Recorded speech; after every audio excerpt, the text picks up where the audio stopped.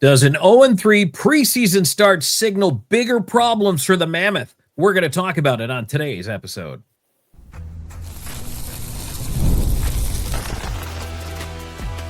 You are Locked On Mammoth, your daily podcast on the Utah Mammoth, part of the Locked On Podcast Network, your team every day.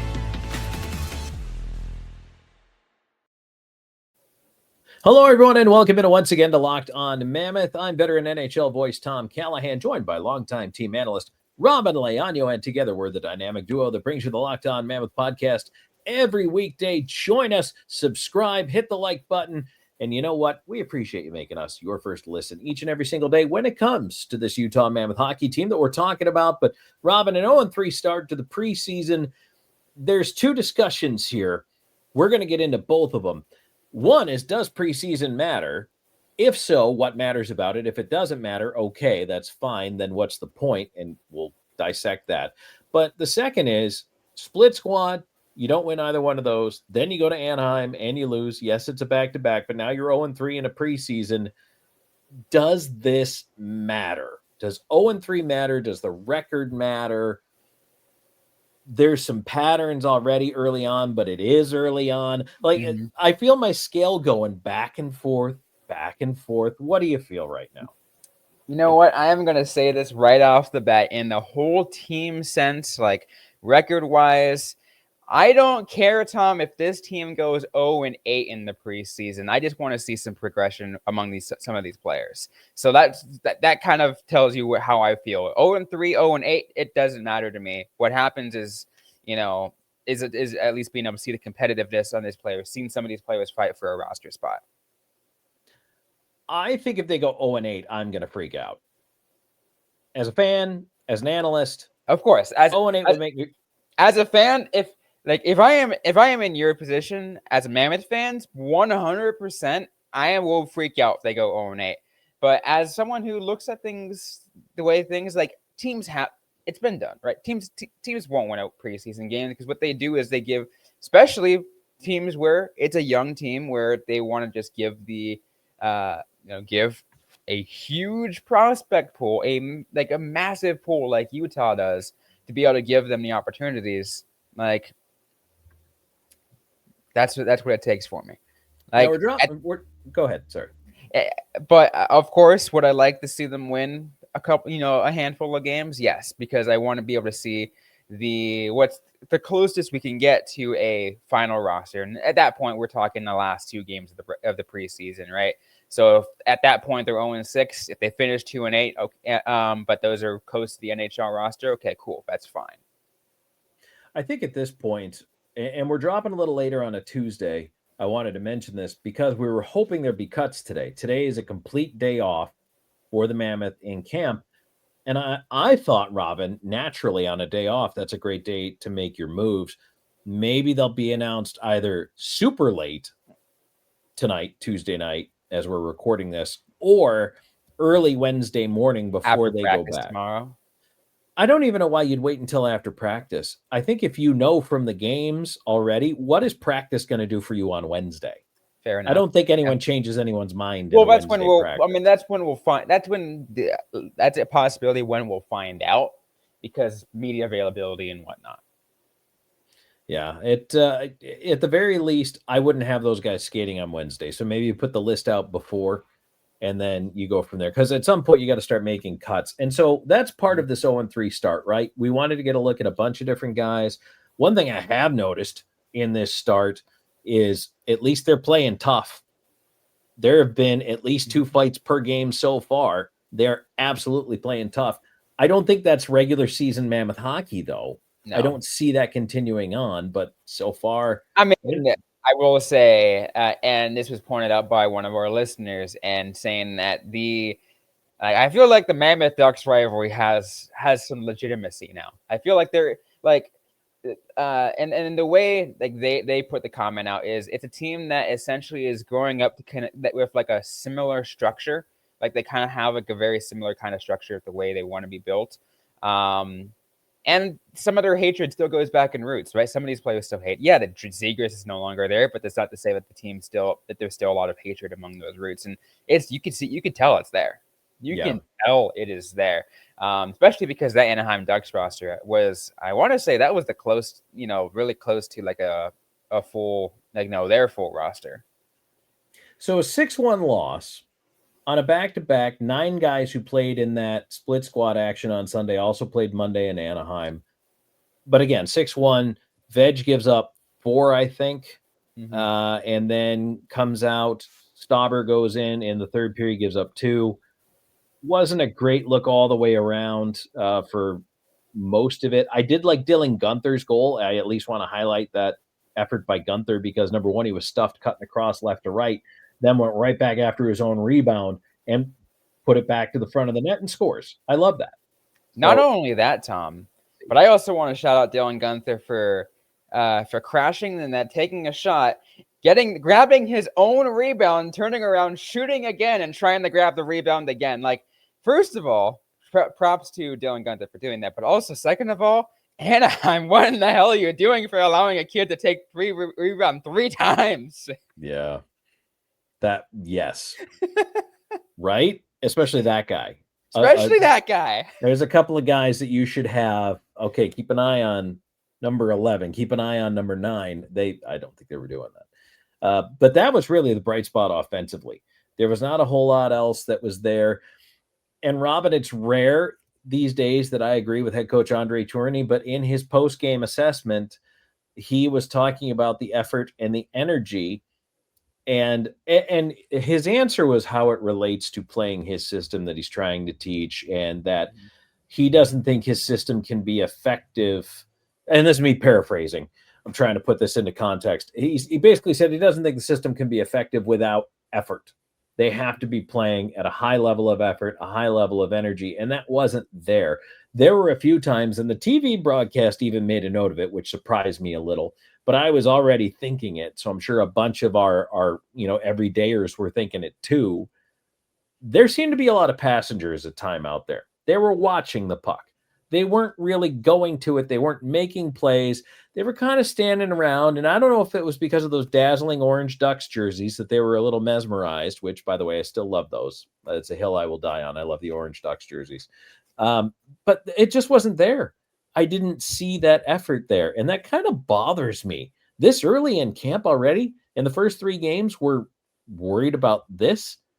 Are we sandbagging early in camp? Are we saving our energy? Are the regulars just like, I'll just go out there. This is kind of my get it in gear skate? That's a likelihood. But if that is the case, that's something I don't like. And again, no. And to me, Tom, and again, that kind of goes back to, as an expansion of my original point, right?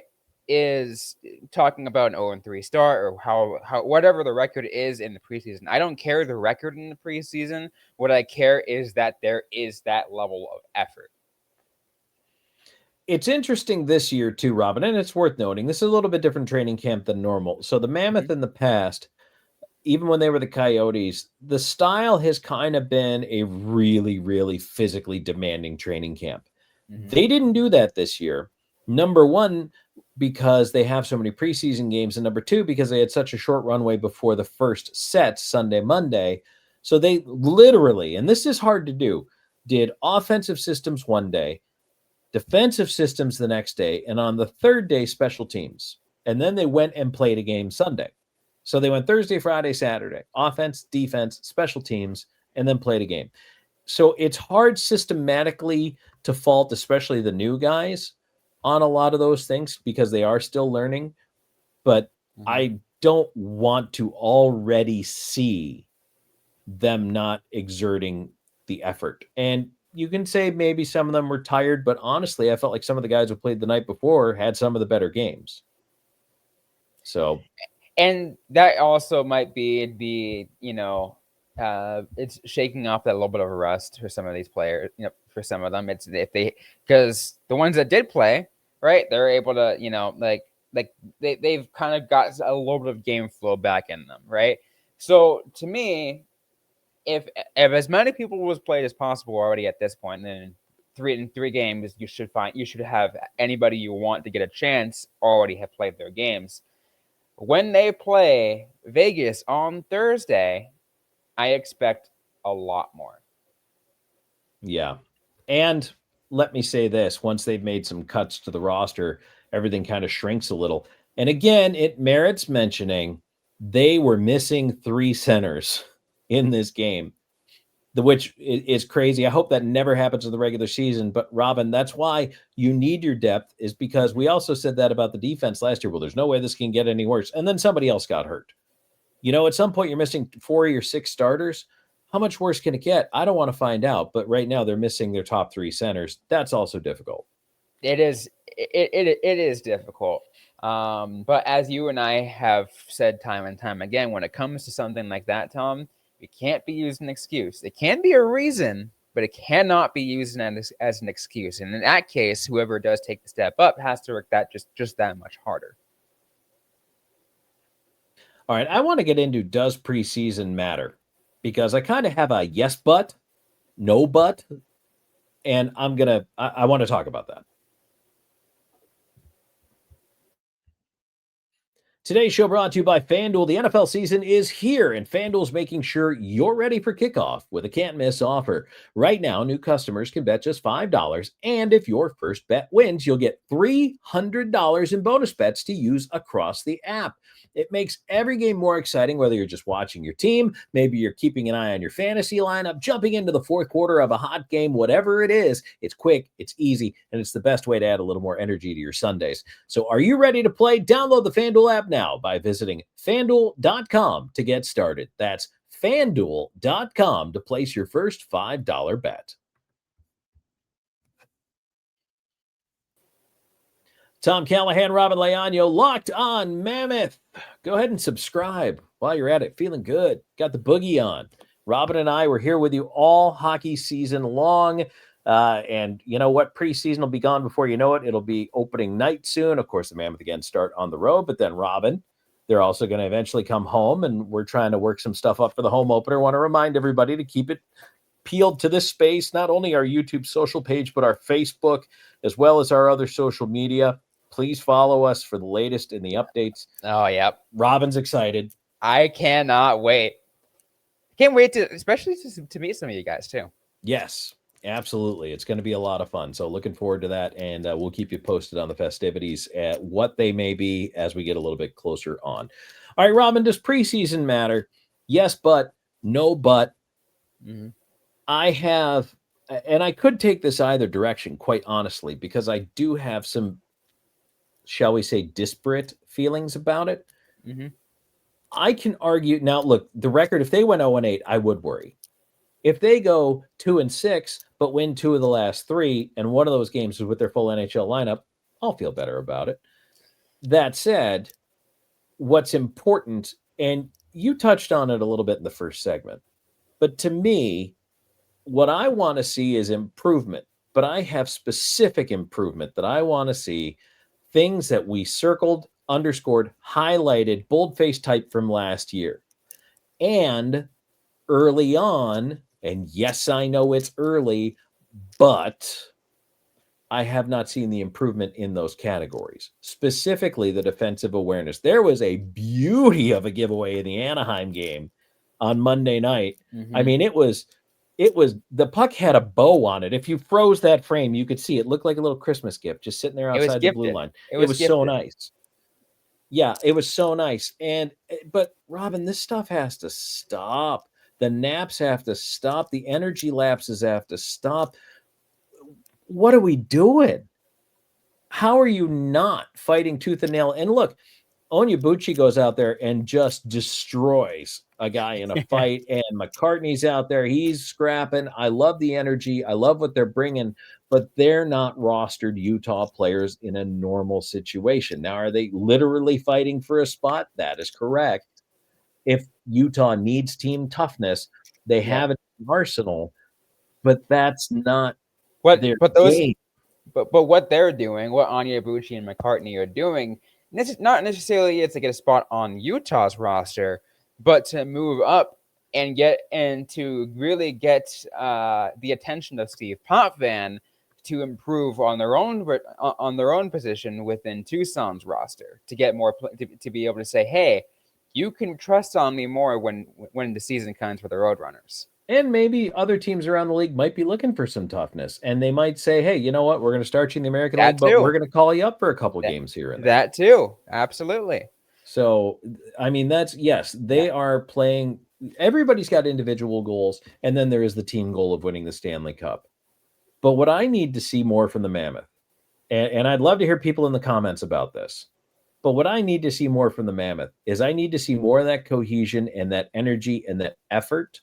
And I feel like it's just not there yet. Now, look, Vegas is going to be a huge test because you will now have another day of practice. They play again on Thursday in Vegas on the road. Now, they haven't played at Delta Center yet. Okay, great, whatever. And again, likely after the first cut. So what you're seeing is a slimmer down roster, something that's even closer to what we're going to experience as a higher level, more fast-paced hockey. Goalies haven't looked sharp. Defense hasn't looked sharp. And here's the thing. People will come to me and say, well, Tom, it's early. Okay, great. But when I looked at the Anaheim crease, I felt like Mrazek looked pretty good. Mm-hmm. So if I'm comparing two guys who have played about as much hockey, like Veg did not have a great outing. Mrazek had a pretty solid outing. I mean, he's going to be the backup in Anaheim, and he looks like he's ready. And absolutely, and I think that's kind of why, as you mentioned, the aspects of why those things are important. They need to be able to fix those things and figure those out, and it's figure them out during the preseason, right?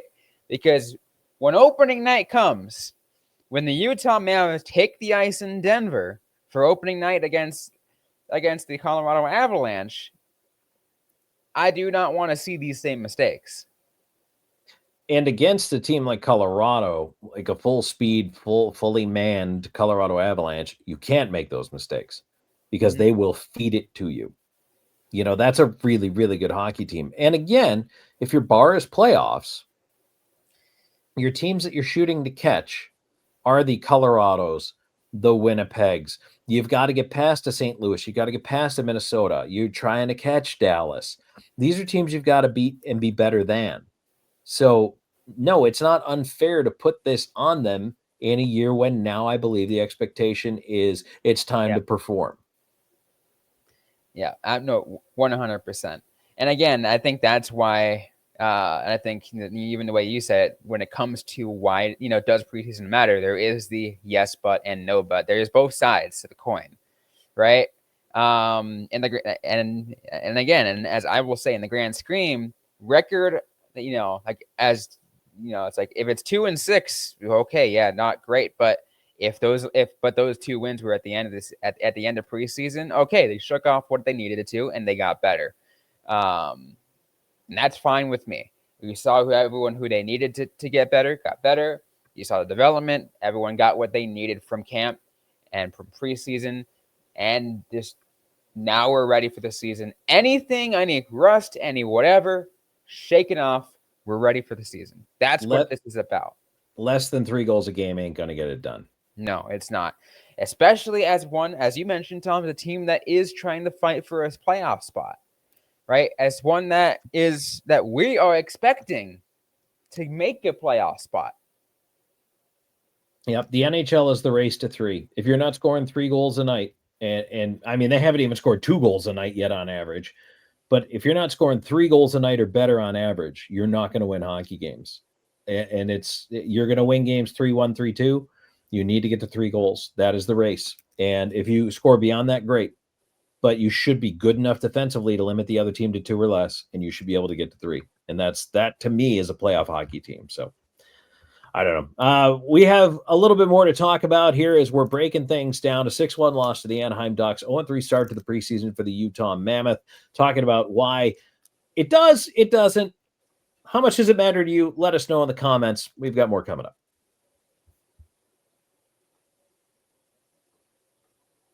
And today's episode is brought to you by Monarch Money. Most people can't name all their financial accounts or even know what they're worth, whether it's 401ks, properties, or investments. And when you don't have the full picture, you can end up leaving money on the table. And that's where Monarch Money comes into the picture. It's an all-in-one personal finance tool that brings you your entire financial life together in one clean, easy-to-use interface on your laptop or on your phone.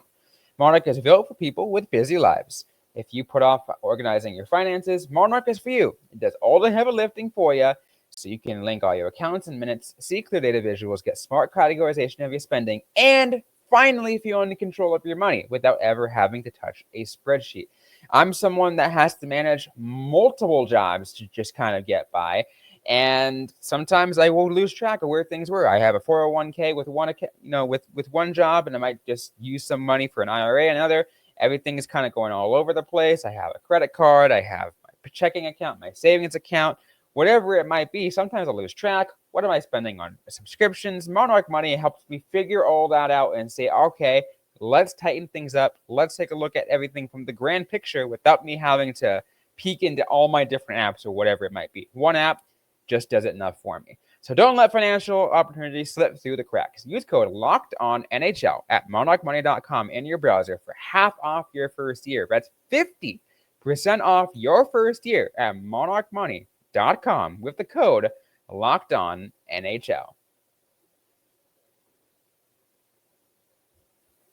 Tom Callahan, Robin Leaño, Locked On Mammoth. Thanks for making us your first listen each and every single day when it comes to this Utah Mammoth hockey team. 0-3 start to the preseason. Robin, there have been some bright spots.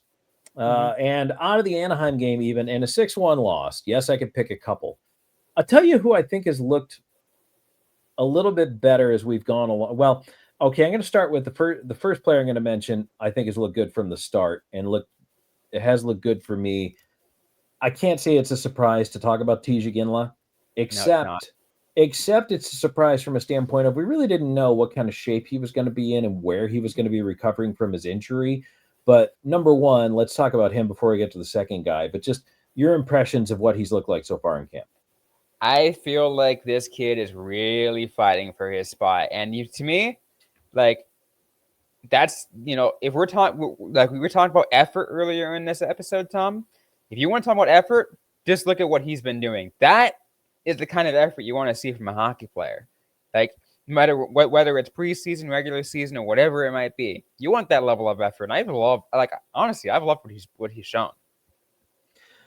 He really has been out there, not shying away from contact, pursuing pucks, trying to win those battles, the effort, the energy. That's one of the biggest things. Again, another one of those things we talk about, the battle on the wall, the 50-50 pucks that you've got to come out with. I've liked his effort and enthusiasm a lot more than some of the other guys. So I think that is a big pat on the back to him. No surprise given the bloodline, but by the same token, you kind of wonder, hey, a young player, where is he at for a 19-year-old? Pretty impressive so far. But the other guy that I wanted to talk about, who I think has actually started to settle in and look a little bit better, is Cole Baudouin. I didn't think early on, like, he didn't have the best rookie camp game. Didn't look fantastic in the split squad game on Sunday, but I thought looked a little more sure of himself in Monday's game against Anaheim. I saw a little bit more out of him. So I believe maybe there was either a little nervousness or a comfort level or just maybe an adjustment period. But the more I see, the better it looks. Now, I'm not saying I've seen enough to put him on the big squad, but it is encouraging to me. You want to talk about seeing guys take a step forward? I think he did. I mean, and you've heard me talk about Cole Baudouin from the first game, right? You said you didn't like his, in that first one, but I will say, even from that first one and just from this one, the thing I am taking out of Cole Baudouin and his performances is he is showing an increase. He's showing that has a really detailed level of awareness, of offensive awareness, defensive awareness, whatever it might be. Like, that's something you can't really teach. That's something you just got to figure out yourself and look and you need to kind of just keep your eyes open and just scan through the ice. And he does that. Yeah, he's very gifted, very accomplished at the junior level. Now I want to see what he's going to do at a little bit higher level. It would have been interesting to see if Desnoyers would have been healthy for training camp. That would have been kind of cool to see. I know it is sad, but unfortunately, he's still dealing with his injury, so we won't see him. We won't even see him play in his juniors for a while until he's back and ready to play. Yeah, it's going to be a little while, and really, the thing we have to do now, and one of the reasons why I could see if they didn't want to make cuts on a Tuesday, or at least hold the cuts, they may be evaluating. And we mentioned it earlier in the program. You're missing your three centers. They're all labeled day to day. maybe they are waiting that extra day, Robin, to see, because it may affect who they keep. Let's be honest. They may keep a center longer if 1, 2, or 3 of those guys is going to miss more time. Yeah. And luckily they are day to day. So like, I mean, it's not too heavily concerning. I'm not all that concerned, but at the same time, yeah, you still like when it comes to at this point in the preseason, you can be a little extra cautious because you don't have to cut things down until later.